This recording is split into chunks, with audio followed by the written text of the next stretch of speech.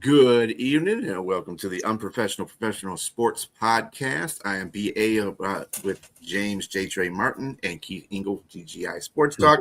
I hope you gentlemen are doing well on this fine Wednesday. Hot Wednesday.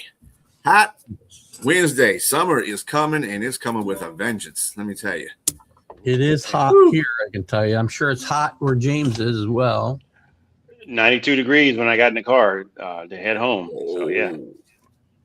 Is that 92 humid degrees or is that 92 dry heat degrees? Wet heat. It's raining a little bit, so the humidity is starting to come a little bit. Oh, yeah, that's terrible. That's where we were. We had 100 with the heat index today. It was bad. Yeah. But I survived.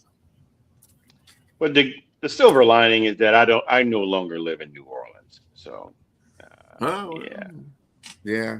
July and August are murder. Is all that humidity coming off the ocean or the ocean there? The Gulf, yeah. Yeah.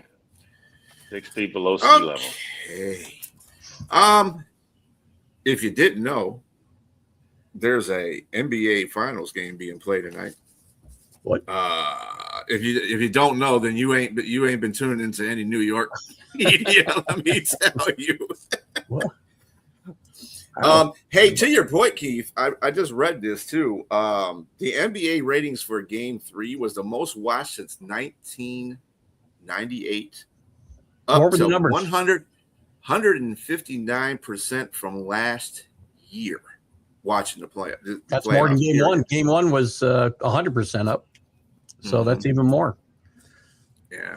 You know, that's partly because of the Knicks. It's partly because of Wemby, right? There's an attraction on both sides. So, you know, Indiana and Oklahoma City doesn't get it done, unfortunately. I'm not saying they're bad teams, but I mean, you have big market in New York that hadn't been to the championship since 1999, hasn't won it since 1973. So you're going to have a heck of a lot of people that are fans of the Knicks, and you're going to have a heck of a lot of people that don't want to see the Knicks win because they're a big market team and they want to see the people like the Spurs or OKC go in and win because they're small market. But yeah, it's a great mix for a great series. All the talents there on both sides. I mean, I don't know what you guys were talking. I came late to the party before the show, so I didn't know what you were talking about. I figured you were talking about the game. No, we're just talking about you. That's just you. Oh man, I appreciate it. I was defending you, to be clear, too, but you know. Yeah, so you know who your friends are. Oh man, so now we need to talk about it after the show. On that note as well, I mean, there's been viral videos obviously going around about New York punking on Spurs fans. How do you feel about that, Keith? Because you're in the New York area. I know you're not in the city. No. How do you feel about the fans and their reaction to this whole situation? It's ridiculous and disgusting, and it's unfortunate that a very small minority of people color an entire fan base in this way, and it's awful. The things I saw some of these videos, and they're awful. It is. You know, I mean, you should be able to walk around, and it happens other places besides New York, but obviously this is the finals and it's amplified, but you just can't. It's a couple of freaking punks that are out there, you know, just acting like punks, and it isn't indicative of who the Knicks fans are or New York fans are in general, and it's unfortunate. Yes, I'm not in the city, you know, but I identify with those fans, obviously, and I think it's unfortunate whether it happens here or anywhere else. You know, and they need to find these people and just keep them away from these events. I guarantee you, none of those guys were at the game. You know, that's why they didn't have the watch party at the Garden. Part of the reason, obviously. Trump it doesn't need to be this way. You know, his security system. But anyway, you should be able to come in and root for your team safely, right? Mm-hmm. I mean, you can catcall people. You can just don't be chasing people down the street and beating them up. That's just stupid. Right. Yeah. Oh, Jack's not on this show, Liz. This is Bo is the one that's usually out here, and he has some assignments. You know, his assignment for Seattle. I believe the Storm again. Now, it's reaching over to the fact that now we have to tell people in Spurs land to act nice toward the people that are New York Knicks fans, and it's a pain for this general. Well, it's a pain in general just to feel like, dude, we have to actually tell people to behave now. I mean, it's starting to get ridiculous. Come on. It is. It doesn't. I don't remember this happening in San Antonio, and maybe it's reported differently, but I doubt it is with the same kind of vigor that these. Again, I'm not going to call it anything but punks, and that's what they are. Mm-hmm. I don't know how you stop this because you can't keep them off the street. But and it makes us all look bad, and people. That's why people look at New York the way they look at it, and people don't distinguish. You say you're from New York, I have to say I'm upstate, just so they don't think you're from the city and think you're one of those people. And it's really embarrassing. It is. Well, it's good because it takes the functionality of people looking at Detroit. You know what I'm saying? Because now New York is the one that's being a bunch of asses, What's going to happen when they win? They're going to burn the city down? I mean, that's what the one guy said. Right? I mean, we're going to burn the city down. I was like, okay. Great. And I think the police are looking for you right now there, sir. They should be if they aren't. Yes. You're talking about bringing back or making a sequel for Escape from New York? I mean, you'd be Escape from New York too, right? Trying to get away. Bring in Snake Roberts. Snake, what was his last name? Escape from New York City, the sequel. After the Knicks win, that's what. Great movie. You guys got to review that movie. That's a great movie. Oh no, that was good, and of course the other one, Escape from LA, was okay, but Escape from New York. Escape from New York is one. Well, it was the original one anyway. Classic. The original one. Yeah. All right, so we're gonna lead into the game tonight. Keith said that the Knicks have to play better off air. He said they have to play much better. James, do you agree with that assessment? Well, without a doubt. I don't think they have to play better. I think that this is leading into my pre-assessment of both teams. I just think that the Spurs are waking up. I think that, Wemby, he must have been hearing me talk about him because I just thought that he played much better. He played with more get after it in the paint in the early parts of the game. We mentioned that he was terrible the first couple of games in the first half. Mm-hmm. And then, he tried to make up for it in the second half, but he had a complete game pretty much in this last game. And that made the difference. And then, of course, Stephon Castle tore it up a little bit too. And you got all these bigs, man. I just think that I'm not saying that New York's outmatched. I just think Wemby is the deciding factor. And if he's going to be, if the Spurs are going to win, he's got to be at the top of his game. And if they can shut him down tonight, like they did in the first couple of games or a couple of halves within those games, then the Knicks have a chance of going up 3-1. But I personally think it's going to be 2-2. I think they're going to win. The Spurs are going to win both games. I think that'd be bad news for the Knicks, man, because I think if this is 2 out of 3 with 2 of those games in San Antonio, they're in big trouble. And they haven't played well. They could have lost all 3 of these games if they hadn't played well in crunch time, which is when it matters. I get that. But this team, Brunson again didn't have a good night on Monday. Cat disappeared for the entire fourth quarter. Bridges didn't play the fourth quarter because he played so badly. Leading up to that, they can't have these guys just disappear. They're too important to the team, and they got to step up. And I think Towns needs to take the ball more to the basket. I'm watching too many 3-pointers and long 2-pointers out of him. Take that ball and get Wemby in foul trouble. And OG has been your most consistent player. I said he would be the guy we weren't going to think about, right? I don't know if it was I think it was the Wednesday night show. We talked about it last week. Maybe it was a Sunday morning. I don't know. OG's playing great. He's one. They aren't taking the ball to the hole. Nobody's taking the ball to the hole. I know Wemby's a factor there, and you can't just. forget about that. But welcome But a couple to the games, new he's had a NBA. couple of dunks on everybody. He's had a couple of dunks on Wemby. Yeah, he had some great drives to the basket. He's been really playing well, and the rest of the team has got to follow his lead, including Brunson. And they bully Brunson, quite frankly. And Knick fans, I've listened to you for 2 days. Referees didn't fix the game. The NBA doesn't want Wemby to win. Just stop and shut up. You didn't play good enough to win. And the refereeing was atrocious Monday night. I will tell you it was atrocious, but that's not why you lost. You lost because Brunson was 11 for 24. You lost because he turned the ball over 5 times. You lost because Towns got 11 points and Bridges got none. I think none. And they got to be fair because, that game, there was on both ends, especially towards the latter part of the fourth quarter, there was no calling at all. They were getting fouled on both ends. And that the one, mind you, he probably could have been, Wemby himself could have been called for a flagrant for pushing down Brunson, but people don't get it. They probably should have called, but he was holding his jersey prior to that. He was pulling his jersey. And I get it. And also, like you see, they didn't call a foul on Cat when he was holding his arm down when he was trying to get the ball. They had to review that. How does Brunson?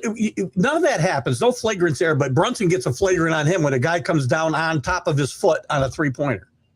Yeah, that was goofy. Ridiculous. That was goofy. Ridiculous. I mean, the refereeing has been horrible. I think it's really been horrible throughout the playoffs. But that's not why they lose. I want to be clear. When I complain about referees, I'm not saying that's why the Knicks lost. Because I'm never going to do that. Never. Yeah. I'll be very consistent on this always. We didn't lose because of referees. And just the referee calling has been goofy. The Knicks only lost by 4 points at the end of that game, and it could have, a lot of people say, "Well, it was a 4-point play about the flagrant on who was it? They shot the 3-pointer and I want to say it was didn't get called. I'm not sure. Was it? Yeah, so it was Castle. It was Castle, and he got the 4-point play. So he didn't hit that, then we would have won the game. But I mean, I'm hearing this from different sources, and James knows who I'm talking about. But anyway, again, that happened at an earlier point in the game, and you don't. Again, even if they don't call that, doesn't mean everything plays out the same way through the rest of the game. You can't just say this play, in the third quarter, and everything would have been the same. It's people take a too simplistic look at this sometimes, saying, "Oh, those 4 points." Well, first of all, you would have hit the 3-pointer either way. Well, they got the ball, too, so they did score on that possession. But just stop. Knicks fans, just shut up. If we lose, it's because they weren't good enough. That's all. Oh, man, if they lose, though. There was that. That's kind of interesting. I thought about that, too. But there wasn't a fight. It wasn't a fight, right? He's talking about when Hart got knocked down. He got up and what's his face? Who's the backup center? What's his name? Mitchell Robinson? No. For Spurs? Yeah. Cornette ran into him, knocked him back down. Hart got up and pushed him, and the guys came off the Knick bench to kind of just keep peace. They didn't come out to do anything. And it wasn't really a fight. But it's there are rules that if you leave the bench, guys get suspended. So, I can see the reason to not call because it's such a really good series. Certain things, certain calls you have to make. But that, like you said, you let that go because it's a decision where you're looking like, okay, what were they trying to do? Like you said, they were trying to prevent a fight from happening. If it was a full-blown fight, they would have got suspended, most likely. Right. So, well, like I said, I believe that this series will turn if Wemby does what he did the last game. He's got to score at least 32 or more points a game for this series to continue. He's just got to be a presence in that. What happens if you ever in the OKC series, it was the same kind of way. When he scored a lot of points, it seemed like the team fell in behind him and played their roles really well. Yep. And he was able to, dominate in a paint and get 3-pointers. He didn't have he was 2 for 4, I think, with 3-pointers the last game.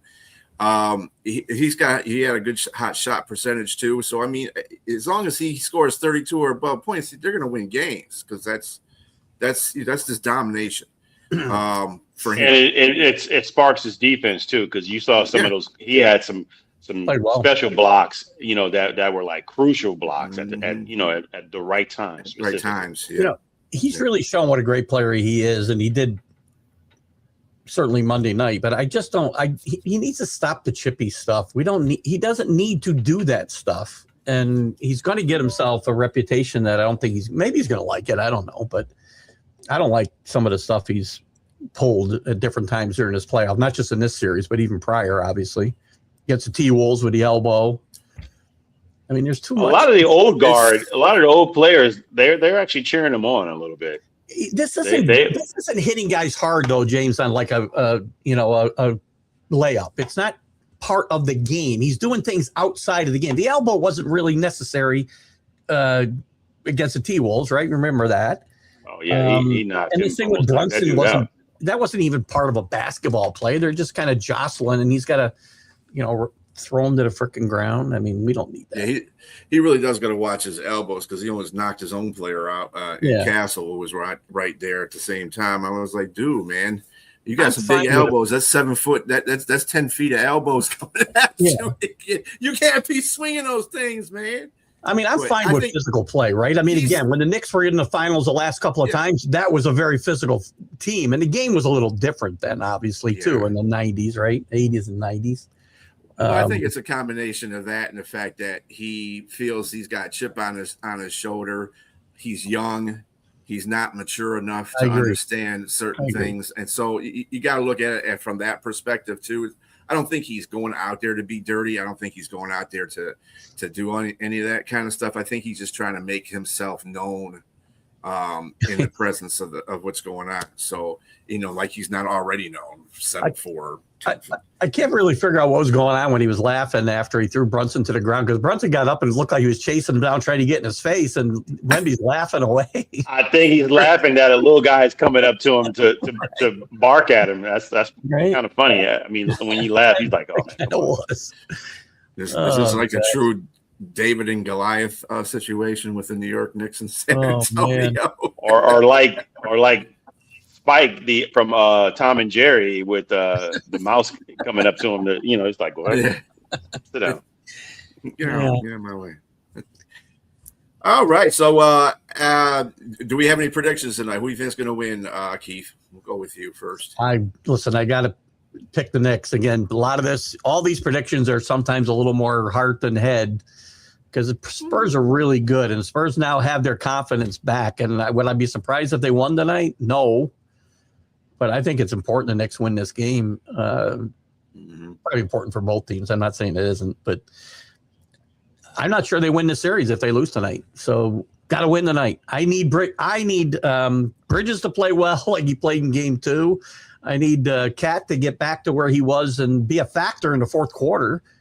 And I need Brunson to really play a little more under control and be the leader that he's been. Can't take 25 or 30 shots to score 30. Got to be more in control, and you got to get other guys involved. I saw too much of him, too much dribbling and less passing the other night. And I don't want to see that. Knicks win tonight. Close game, though. Who you got, James? So all the games have been close. You're right. And I think Game 2 really was a letdown for San Antonio. And they really had that game wrapped. And that was a blunder play that happened with 9 seconds remaining, and it went the other way. I think they fixed they right the ship. They won Monday and they win tonight, and they go back to San Antonio. And I agree with Keith. The Knicks, I mean, but the Knicks have shown that they can win in San Antonio. So it's not a foregone conclusion that they lose 4 straight. I don't think so. I think I picked the Spurs in 6. But it may go 7. I just think that this is too good a series, and I think the teams are too good to just end up with someone losing in 6 games. It may go 7. Knicks haven't come back from a loss in like 2 months, so it's going to be interesting to see how they react to it. Yeah, they need to get off a better start tonight too. By the way, because falling behind in these games, I think they're spending a lot of energy to get back in these games, and I think it affects them later on. And I think getting out strongly tonight is important for the Knicks. Yeah, because in every one of the games that have been played, if it wasn't for the inexperience or the immaturity of the Spurs, they could easily be up 3-0 too. I And agree. remember, in every one of these games, they've had a lead of 12 or more at one point in the game, and they've squandered it away usually near the end of it. I think the last game, it was earlier when they had a 12-point lead. It was. And then it kind of settled down in the second half, and they kind of played out of everything. So maybe what it is, maybe they need to get that lead in the first half just to give them confidence, and then go ahead and play the rest of the game the way that they need to play it. I don't know, but I mean, this has been a great series. You can't go wrong either way. Like I said, San Antonio is learning on a job right now, basically. So we'll see what happens tonight. I had the Spurs in 6-2, but I don't know. New York's got that little. They got a little chip on their shoulder too, a little bit. You know what I'm saying? Because they haven't won a championship in so many years since '73, and it'll be interesting. It'll be interesting. I'm excited. I'm ready. All right, and we did have some NHL hockey yesterday. Stanley Cup Finals. Carolina outlasted the Vegas Knights 5-3, and that's the first time in this series a team had a 2-goal lead and won the game. Yeah. Carolina played really well. Strange. No defense goal at the end. That was kind of strange. Well, that was just a nice little cream off the boards. Yeah, that was just a nice screen off the boards. That's what that was. And that was somebody obviously was studying the boards, because hockey players just don't throw pucks at the boards without realizing what boards will give, where there's a little edge at or something like that. There's a science to it, and these guys, that if they're good at what they're doing, they'll know where that little mark is and just throw it up against there and see if it could careen off there and go right to the goal, just what they did. So Stahl came up big for the Carolina Hurricanes, and I'm telling you, that dude, he's going to make a difference in this series, because he's the old school dude. He knows what it takes to get it done, and they did it. The goaltending was pretty good by Bussy. Not so good by Vegas goalie. He's given up a lot of goals in this series. 5 goals in this game. Ooh, I don't know. That might be the Achilles heel of Vegas right now, is that goalie. So you keep peppering with shots. And then, Carolina's got a really good power play, and they have a really good offensive set. They outshot. Bussy's Carolina's backup, right? Goalie. And they didn't even dress the starter, which I thought was very interesting last night. Yeah. I heard they should go back to Frederick, though, tomorrow night. So we'll see what happens. I saw an interview during the game. A coach said he was giving them the night off, which seems kind of weird to me during the NHL or the Stanley Cup Finals. You're giving the guy the night off. And he said, I'm giving the whole night off, so I want to make sure we didn't dress him so we weren't tempted to play him. Seems a little weird. Doesn't it feel like there's something else going on there? Maybe. Yeah, that sounds fireable, because all hands should be on deck. You would think the last few games, unless he's hurt. They're not saying he's hurt, right? Yeah, well, they have to relinquish those reports too. It's nothing that they can say, "Oh no, he ain't hurt," but he is hurt. Nobody's ever done that before, right? Yeah, nobody's ever done that before. So game 4, I believe, is on Friday. Thursday, I think. Thursday. Oh yeah, tomorrow is Thursday. So Thursday it is, and I think that. Oh, actually, no, it's game 5 now. Yep, because we've had 4 games, and it's 2-2. So it's going to be at the Hurricanes. I don't know, man. I think Vegas wins that game. I think they right the ship on that. But that game has been back to back. It's been back to back. Not back to back wins, but each team is winning every other game. Mm-hmm. That game's in Carolina, right? Thursday. Yep. Yeah. Well, all right.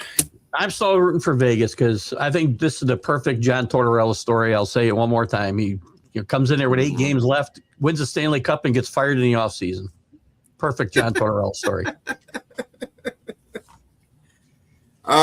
We had some NFL news today. Hey, Patrick Mahomes, man, talking about giving away money.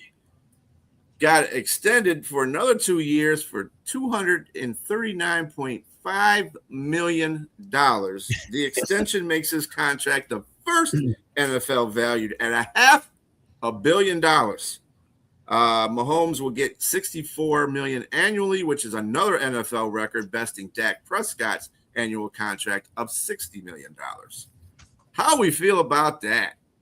Well, we shouldn't have to feel. I'm not paying him, so I don't really care either way. So somebody's willing to pay you. You deserve to get paid that. Now you got to go out and earn it. So hopefully he's ready for game one. I mean, I'm so over salaries. It's just like it's stupid money at this point, or it's just monopoly money. You can't even. I mean, think about it. He's in rehab, FaceTiming. It's like, that'll do. I'll take that.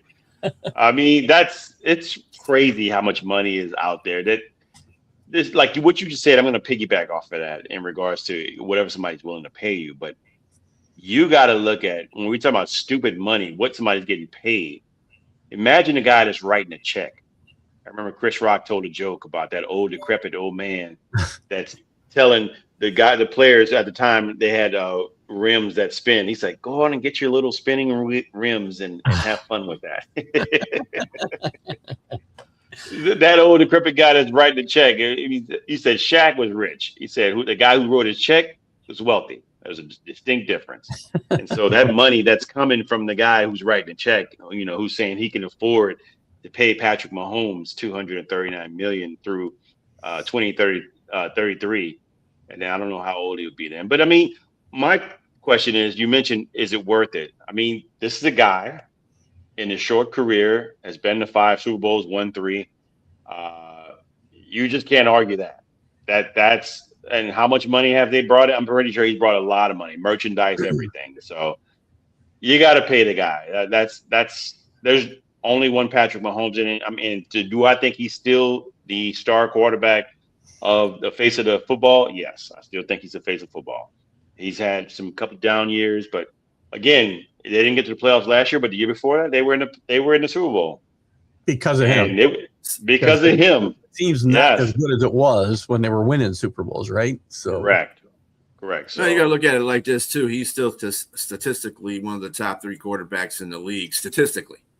Okay, we're talking statistically. So, yeah, I think he deserves it. Why not? I mean, it is what it is in today's sports media. So let him get his thing going. He's not going anywhere. Right? He's going to probably retire.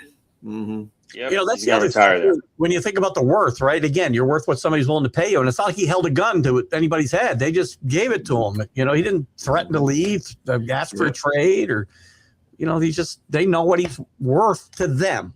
May not be worth that to somebody else, and that goes for anybody we talk about money with, right? People may not think anybody's worth the money, but everybody has a different sense of worth, right? So now you go out and earn it. Yep.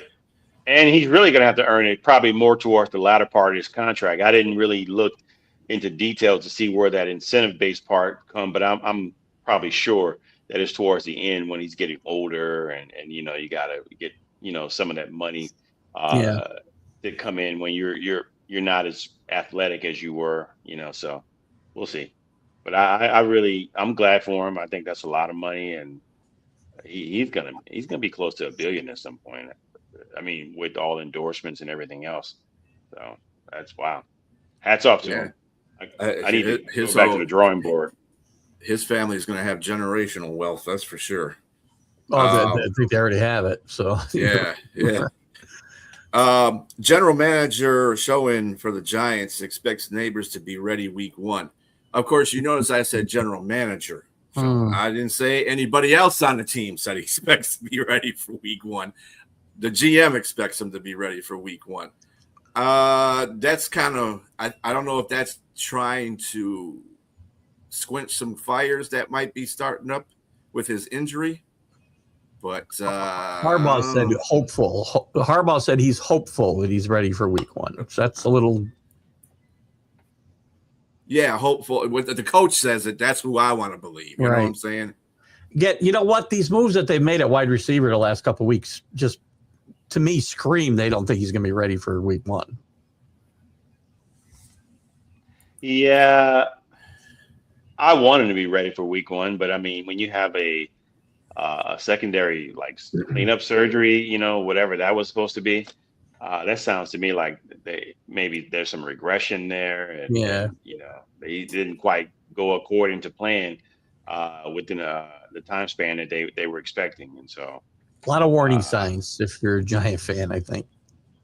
I hope it's not in that situation, but I got to remember when Michael Thomas was playing for New Orleans, he had 2 or 3 years where he couldn't get right. I mean, if you remember the movie Life, there was a player called Can't Get Right. They might be calling Neighbors. Malik Neighbors Can't Get Right. If there was a player called Can't Get Right. No, there was a movie called Life with Martin Lawrence and Eddie Murphy, and there was a player on the movie, Bokeem Woodbine, and he was not like the brightest tool in the shed, and they call him Can't Get Right. But he could hit that ball. He could hit that ball. Yes, exactly. And we have AJ Espinoza signing with the Philadelphia Eagles today. He did fail a physical in Cleveland, so it kind of makes you wonder a little bit. I don't know if Philadelphia's stocking up. I think he'll probably come in through, you know, he'll be a downs playman where he can come in on third downs or second downs. You got to remember they had, what's his name? Jalen. They just got him last year too, and he didn't really make much of an impact when they got him off of free agency. So we'll see. I mean, they're stacking up. I think Philadelphia really does. They're going to be one of the teams that might be in contention for a Super Bowl this year. AJ Espinoza is a player, former first round draft pick. Well, the Bills, I think. And he didn't live up to the hype, and like you say, he failed the physical here. He's just going to be a guy. Either he's going to be what was the contract? What did he get? That's Jalen Phillips. That was the guy they got last year. Thank you, there, Robbie. That guy. Oh, that hasn't come out yet. The contract for Espinoza hasn't come out yet. But I'm almost thinking I wouldn't say minimum, but I mean, especially failing a physical. I mean, I think he just got a job. He's trying to make the team, and if he makes the team, he's probably a rotational defensive lineman. So I feel. Yeah. Also, what are we making of this quarterback competition in Minnesota? We got JJ saying, "I'm 100% better," and then you got Kyler out there just trying to learn the offense. I actually got I was watching an NFL show. And one of the commentators one of the analysts on there was saying that really JJ has if the JJ is to win this job, the only upper hand that he has right now, he knows the offense. Kyler's still learning the offense, but they also said that does he know the offense? It didn't reflect last season that he knew the offense. I mean, look. My question is, give me full context, Brian. When he said he was 100% better, was he saying he's 100% better than his past self, or he's 100% better than the competition? He's 100% physically better.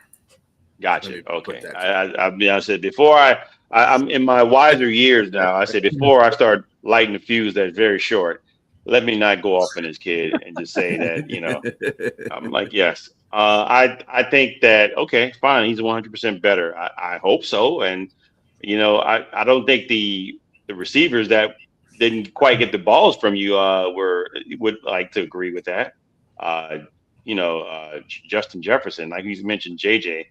Yeah, I think JJ is a little bit more excited that the other quarterback's in the building, and I'm not putting Kyler Murray on a pedestal at all. I mean, you got to look. He's a kind of a failed experiment in Arizona, but in comparison to these two quarterbacks, one's a veteran, and one probably has a little bit more skill than the other. And regardless of whether he knows the offense or not, I think that Kyler Murray has a leg up in winning this particular this quarterback competition.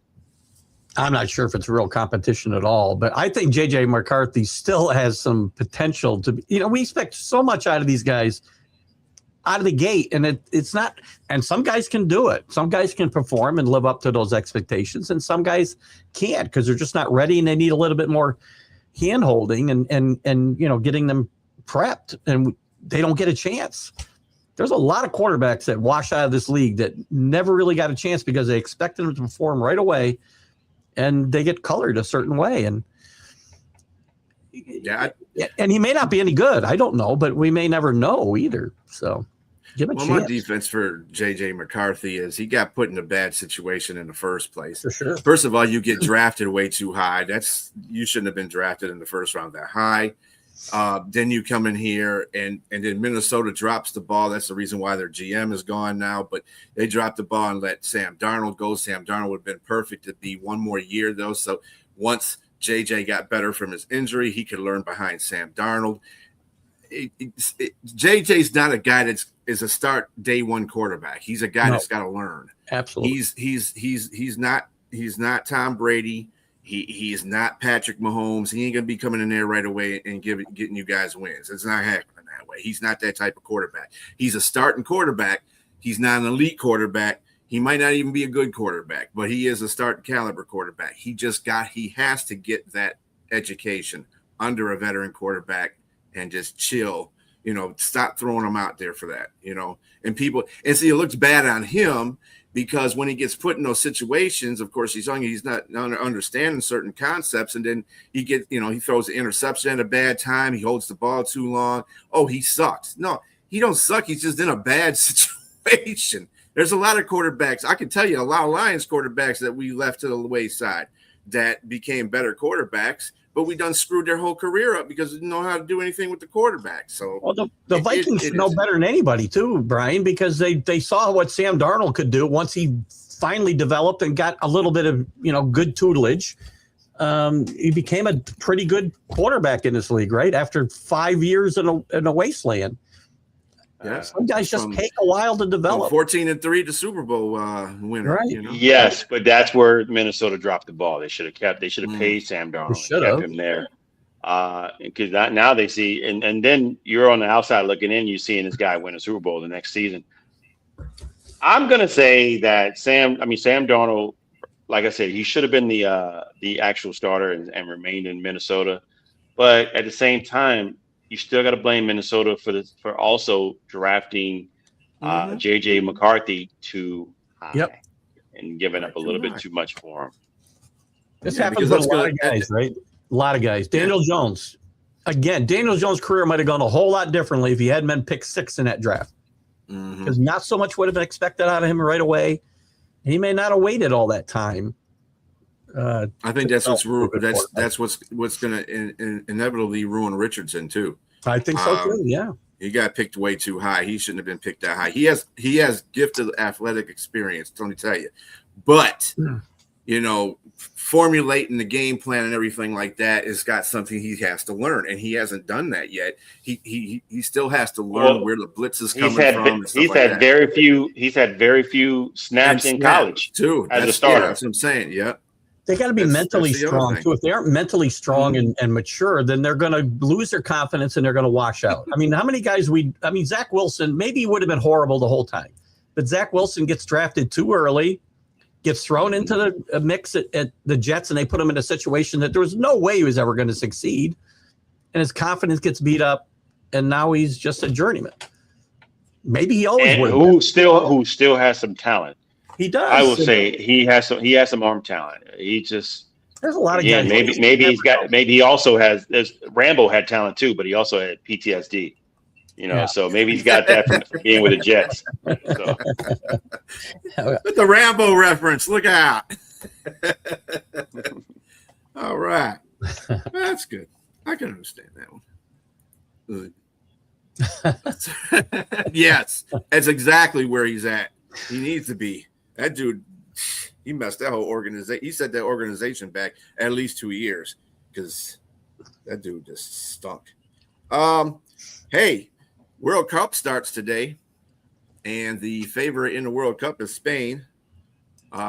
Anybody have a team, country that they're looking at? I know we're all rooting for USA, but any other country that you see? I know we don't follow soccer a lot, but usually when it comes to the World Cup, you like to see these teams play.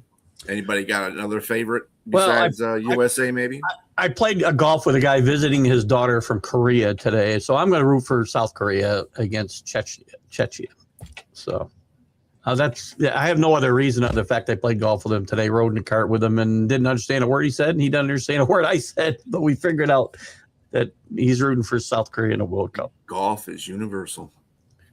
Anyway, so that last statement about O'Connell, Yinzer, I'm going to disagree with that. He's not a Viking fan, first of all. Let's put that in there. He's not a Viking fan, so that might be a little bit. I like you a lot, Yinzer, man, but that's baloney. That's just goofy. That's goofy. Why does he like the Vikings? Is he another North? No, he's a Steelers fan. Oh, Steelers. Yeah, AFC North, yes. That's right. Yeah, he just doesn't like the Minnesota Vikings, which is fine. I don't like him either. I know KOC is pretty good. He's a pretty good coach, though. I think so. The MLB, the Braves outfielder Acuna was placed on 10-day IL with a strained left hamstring. Shocking. Did he stay in? Wasn't he out just like a month or two ago? He was. Yes, he was. For the beginning of the season. He's missed entire years. None. Zero. Zero. My granddaughter kicks a ball. I scold her and tell her to pick it up and throw it. No kicking the ball. I'll probably get myself in trouble for that, but it's true. It's okay. She's 3. She's getting a ball glove for her baseball and football. There'll be no soft or kicking a soccer ball. I have never in my life watched a full soccer game. Ever. That's hard. You don't even know when the game's over, for crying out loud. I mean, yeah, and then they got these, it goes by time. It doesn't go by it's like, we're going to add extra time to it. You think the game's over? Yeah, game's over, and they say, no, we got extra time. Well, what the hell was that? Well, what happened was there was a delay. I'm like, I'm still trying to learn that whole situation. I still don't get it. I have friends. I just haven't made the effort to learn the game. I'm sorry. It's just me. In the American League, the Rays are still they're tied basically with the Yankees in first. The Yankees are holding their own without their star player. And in the Central, the White Sox have taken the lead as far as the check out the White Sox. They're the White Sox, yeah. The Guardians are in second. In the AL West, the Mariners and the Rangers are vying for. Actually, the Rangers, Athletics, Astros are all in that contention for that beginning of the fight for that division. And in the National League, we got the Braves, 45-22. They're quite heads and tails above the Phillies right now. We're 36-31. The NL Central, the Brewers are in the lead in that division. Finally, we get to a month where the NL Central Division is not above 500. Thanks to the Reds. The Reds. Ugh. Talented team, too. They just can't, Wasn't that one of your World Series? No, I picked them. I actually picked them to finish last in that division. So. Oh, okay. Hey, there it is. Jack ridiculed me for that pick, but you should talk to him about that Friday. I might. Yeah, I can't get into soccer either. The American League is so bad, though. I mean, there's 5 teams over 500. 5 teams. Right now, a wild card team would make it under 500 in the American League. In the whole American League? 5 teams are over 500. That sucks. Like I said, my Tigers are making a comeback. My Tigers have won 6 out of the last 7 games. They're doing better. They're only really 5 on a wild card, right, or something? Yeah. The Dodgers comes back. The NL West, of course, the Dodgers are up there 43-24. Then you got the Diamondbacks and the Padres vying for second place there. And we're not even going to talk about the Rockies because, they're the Rockies. Anyway. Padres have been had an anchor around them as well the last 3 weeks. That team was playing really well. They stopped hitting. How does Fernando Tatis, is it junior or the third? I don't even know, but doesn't matter. How does he go like 6 months without a home run? He did his first home run of the year a week or two ago. I don't get it. It's the AL. The AL sucks right now. Teams that really want to take the lead in anything. I mean, every team's And Boston. Is Toronto on I know that makes you feel good. Toronto is starting to play better. They're starting to play better. They're still under 500. They're starting to play better, yeah. Exactly. But they're playing better. That would be Toronto is both on Tampa Bay and the Yankees right now because they're both. They're 8.5. They're 8.5 out of first place. So they're still, but in the wild card, they're like a game behind. Mm-hmm. So because everybody sucks. So maybe dangerous. I mean, somebody in the American League could get to the World Series over the under 500 record. God. We need more. As Liz says there, I'm sure you're not heartbroken that the Red Sox are in last You're going to list every team. It's like having Sonia. It's like having Sonia. It's her favorite letter in the alphabet. F. Man. Foxtrot, Umbrella, Charlie, Kilo. Give me one for the Yankees. You can do it. I know you got it, man. Oh man, she's got the Foxtrot, Umbrella, Charlie, Kilo. Is she one of Sonia's proteges or what, Elizabeth? Yeah, I kind of think they're kind of on the same page. Sonia's a little bit more extreme with hers, though. She's anybody that does harm to the Carolina Panthers or the Charlotte Hornets, you're toast. You're toast. You can anybody ever, right? Your team is trash. That's what it is. And you will never live it down. Yeah. It's all good fun, Elizabeth. We're glad you're here. Absolutely. So, James, this will be a personal, because you're a LeBron James fan. LeBron says, "I'm not taking nobody over me in the GOAT debate." He said that. Fair enough. I would not say that. What's wrong with having confidence in your own abilities and the body of work you put together over the last 2 decades? I think that's, listen, LeBron, in the eyes of people don't like LeBron, right? For the things he says and whatever, but you can't take away from what he's done on a court. The guy's one of the best players in the history of the NBA. Is he the best? I don't know. It's up for debate. I mean, a lot of things should be up for debate. It's an opinion. I mean, I think it's going to look bad especially for Jordan fans, because Jordan has come out and said there is no GOAT. I mean, of like the NBA. He said to him, even though he's probably lying. He knows who he thinks is right, exactly. What he's saying is there's great players of every era. He had a great point. I mean, you can look at it. There are different eras. I mean, fine. I mean, Dr. J was probably one of the greatest in his time. Games that we didn't even get to see. He was in the ABA. A lot of those games weren't even televised. So there was like the lore and the legend of him.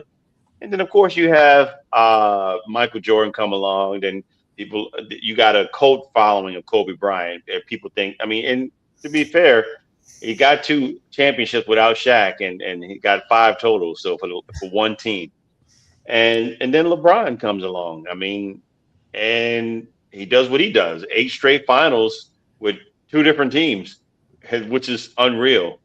It's just crazy, especially with the talent that's on both sides. But then people argue that he played all those finals in the East when the East was weak. That they thought that the West was a lot stronger competition. But again, you got to do it.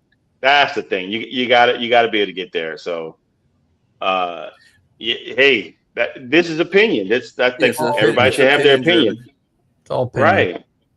I mean, if I look at it, if I was solely to look at it just based on eras, okay, and I define an era as a decade, or decades or multiple decades. Like for instance, I think right now, LeBron James is the GOAT in this century, actually. Yeah. So and LeBron, I mean not LeBron, but Jordan was the GOAT in the 90s to the 2000s.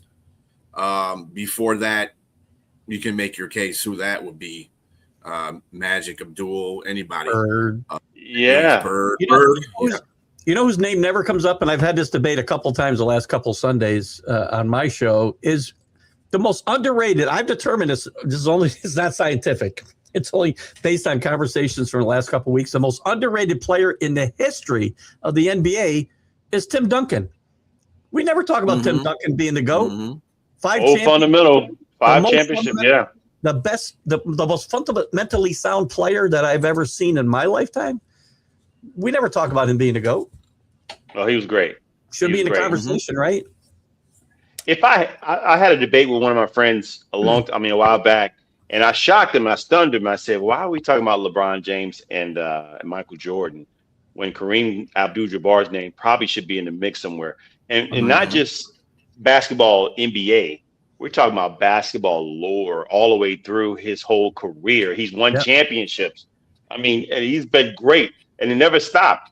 And so, I mean, he was unstoppable. Just until LeBron James came along to take his record, he held the scoring record for years, for decades. And so he probably should be in that mix too. But this is my thing about the GOAT thing. And some panelists made this sort of analogy, saying like if there was a Hall of Fame room, and then you go into the Hall of Fame room, you have a whole bunch of players there, and then there's another door where there's only a room where there's a table that can only seat 5 or 6 players.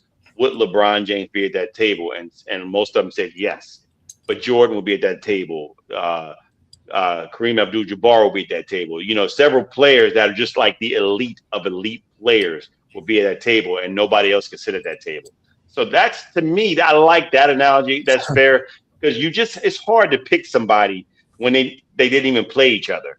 It's just these guys come from different eras, and you see the eras of style of play, like in the older guard. And I'm not going to poo-poo the old guard. People like to say that they had plumbers and electricians that were playing in those games. Come on, there's a lot of. Jack brought up some great points that a lot of these guys you weren't even allowed to dunk. They had rules and certain things that you couldn't do. Some of those guys like Bob Cousy could play like a great game. I mean, like he played street ball with some guys that weren't his color skin, and he held his own. So just like Bird didn't want to play against white boys. He wanted to play against some brothers, and so he could talk trash, and he would tell you what he was going to do and do it. What do you say about Russell? So go back, you got to give Will and Bill Russell, credits for like GOATs. There's a lot of guys you could make an argument for. Another guy never comes up, and I could, if you want to just look at numbers and such, I can make an argument John Havlicek is better than Michael Jordan. Now, you watch him play, you probably wouldn't say that, but John Havlicek was a great player, and his numbers are really pretty good. And when you wrap them up and compare them to some of the guys we want to look at as the GOATs, a lot of guys, it's a taste thing, right? I'm sorry, I'm still thinking my eyebrow's gonna go up on you when you say that. I'm just saying, again, there's a lot of guys I watch play that could play today. That's how I kind of compare guys. Could they play then? Could they play now? Right. LeBron could obviously play in any era. Jordan could play in any era. Yeah, right? I'm on that era thing with me too. I don't really compare LeBron and Jordan anymore because it's 2 different eras. I mean, and 2 different players. Yeah, 2 different players, and they don't play in the NBA. This day, really, defense is not a really big priority like it was in the '90s. So you got to go by that, and then on the fact that Steph Curry. He was a great basketball. He's a great basketball player in his own right too. I mean, he could have probably won GOAT of a decade of one of these decades. It could have been comparative to to LeBron. I mean, I know LeBron's got it though. I mean, the dude is, I'm not a big LeBron fan, but you can't take away any of his accolades. You just can't. The dude is he's phenomenal. You can talk about all the final stuff you want to, or him trying to make a super team, whatever that is. But at the same time, the dude is, he's great. He's been there. He plays. He's a warrior. He's 41 now? Now I think so. Yeah, going on 42, I think. 41? Yeah. Yeah. So, I mean, his longevity has kept up with him. So, I can't argue against that. I can't. Nope. I don't think. Yeah, I don't have like you said. I don't have a problem with him saying that. Whether and it'd be up for interpretation for anybody else to whether they agree with it or not. I mean, it is what it is. But yeah, if it was me out there and I know I've made all these accolades, of course I'm gonna pick myself. And if Jordan was going to be honest with you and not be disingenuous, he would say, "I'm the GOAT," because that's what he thinks. If he doesn't say that's what he thinks, there's no way he doesn't think that. And I guarantee you, within closed doors, when they're talking amongst their peers, he said, I mean, just the mere fact that he was that darn competitive about any and everything tells you that he thought he was great. Because I'll say this one thing. I know we got to go. Matt Damon came out and said, I mean, no, it was not Matt Damon. Ben Affleck. Ben Affleck came out and said he and Matt were standing there talking to Jordan, and he looked at him. He's like, "Man, are you sure you're 6'6"? Because he don't look like he's 6'6". And Jordan was like, "Yeah, I'm 6'6". He's like, "Well, I'm like this height, but you're close to, you look like you're more 6'4". And immediately Jordan said, which makes what I did all the more impressive. That's a typical Jordan answer. That's a Jordanism for sure. Like, and you can't argue that. If he is indeed 6'4", it makes it even far more impressive what he did. Absolutely.